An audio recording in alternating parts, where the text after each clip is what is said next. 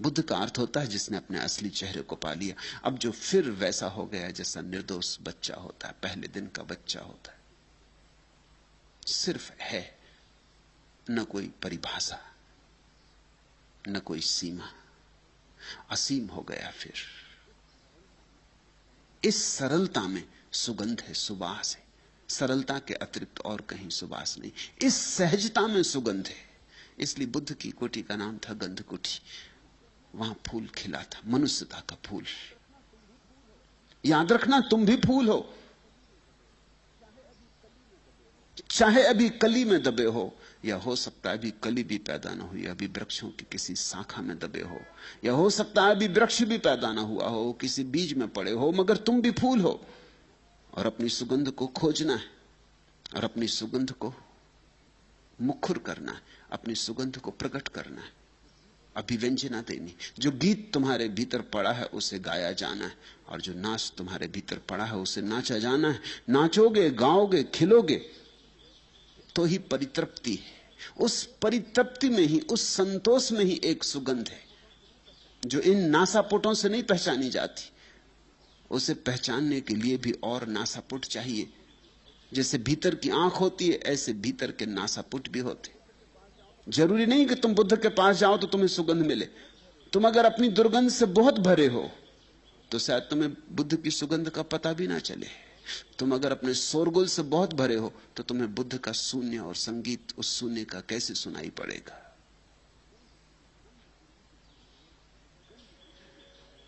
गंध कुटी के चारों ओर जूही के फूल खिले थे। शास्ता ने उन भिक्षुओं को कहा, भिक्षुओं, जूही के खिले इन फूलों को देखते हो? एक फूल तो बुद्ध का खिला था, मगर शायद अभी ये भिक्षु उसे नहीं देख सकते, इसलिए मजबूरी है। और बुद्ध को कहना पड़ा, भिक्षुओं, इन जूही के खिले फूलों को देखते हो? ये सुवासित फूल, इन पर ध्यान दो। इन फूलों में कई राज छिपे हैं। एक तो कि ऐसे ही फूल तुम हो सकते हो, ऐसी ही सुवास तुम्हारी हो सकती है। दूसरा, ये फूल सुबह खिलते हैं, सांझ मुरझा जाते। ऐसा ही ये मनुष्य का जीवन है। इसमें मोह मत लगाना। ये आया है, ये जाएगा। इस पे मुट्ठी मत बांधना। इसके साथ कृपणता का संबंध मत जोड़ना। ये तो आया है और जाएगा। जन्म के साथ ही मृत्यु का आगमन हो गया है। ये फूल अभी कितने खुश दिखाई पड़ते, सांझ मुरझा जाएंगे, गिर जाएंगे, धूल में खो जाएंगे। ऐसा ही जीवन है। जो जीवन को पकड़ना चाहता है वो सदा दुख में ही रह जाता है। जीवन को पकड़ो मत, ये पकड़ा जा नहीं सकता, बहता है, बहने दो। इसे समझो, ये ध्यान की आधारशिला है। तुम्हारे जीवन का दुख क्या है? तुम्हारे जीवन का मौलिक दुख यही है कि जो रुकेगा नहीं उसे तुम रोकना चाहते हो। तुम्हारे जीवन का मौलिक दुख यही है कि जो नहीं होगा उसे तुम करना चाहते हो, जो हो ही नहीं सकता। जैसे तुम जवान हो तो तुम सदा जवान रहना चाहते हो, ये हो ही नहीं सकता तो दुखी होने वाले हो। दुख कोई तुम्हें दे नहीं रहा है, तुम अपना दुख पैदा कर रहे हो। जवान को बूढ़ा होना ही पड़ेगा, इसमें कुछ बुराई भी नहीं, प्रवाह है। जवानी का अपना सौंदर्य है, बुढ़ापे का अपना सौंदर्य। और अगर बुढ़ापा तुम्हें कुरूप दिखाई पड़ता है तो उसका एक ही कारण है कि यह बूढ़ा आदमी अभी भी जवानी को पकड़ने की कोशिश में होगा जो उसके हाथ से छूट गई। इसलिए बुढ़ापे का निश्चिंत भोग नहीं कर पा रहा है। नहीं तो बचपन का अपना सौंदर्य है, जवानी का अपना सौंदर्य, बुढ़ापे का अपना सौंदर्य। और ध्यान रखना, बुढ़ापे का सौंदर्य सबसे बड़ा सौंदर्य, क्योंकि सबसे अंत में आता है। वो फूल आखिरी है। इसलिए तो इस देश में हम बूढ़े को आदर देते। सब बूढ़े आदर के योग्य होते नहीं, इसे जान के भी देते।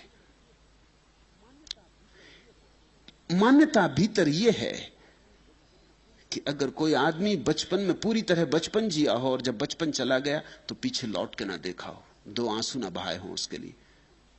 जवानी में पूरी जवानी जिया हो और जब जवानी चली गई तो लौट के ना देखा हो, वो आदमी पूरा बुढ़ापा जिएगा।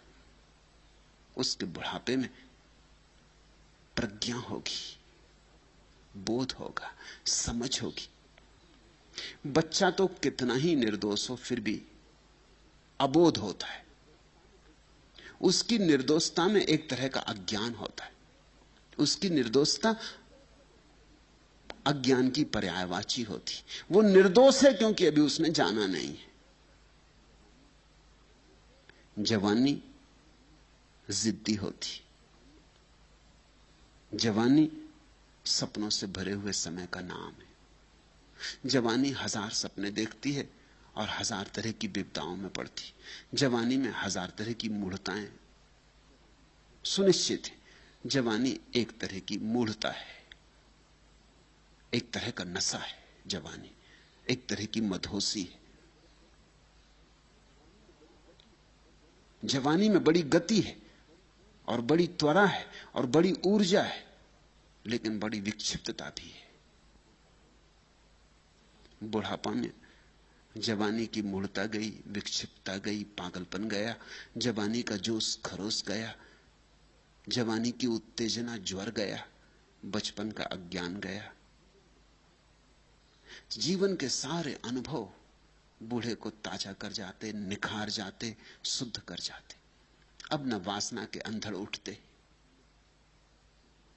न बचपन का अज्ञान खिलौनों में उलझा था, न जवानी की विक्षिप्तता पद धन प्रतिष्ठा की दौड़ में महत्वाकांक्षा जगाती।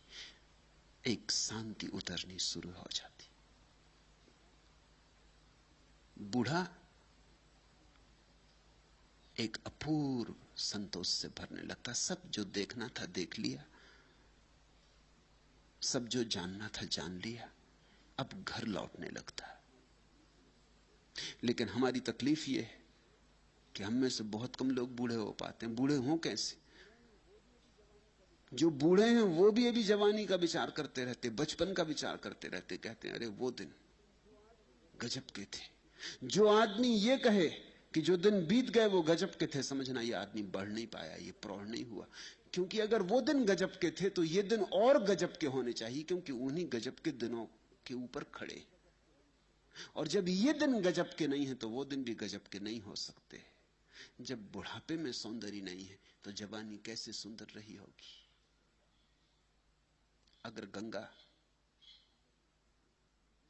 सागर में गिरने के करीब गंगा नहीं है तो गंगोत्री में कैसे गंगा रही होगी?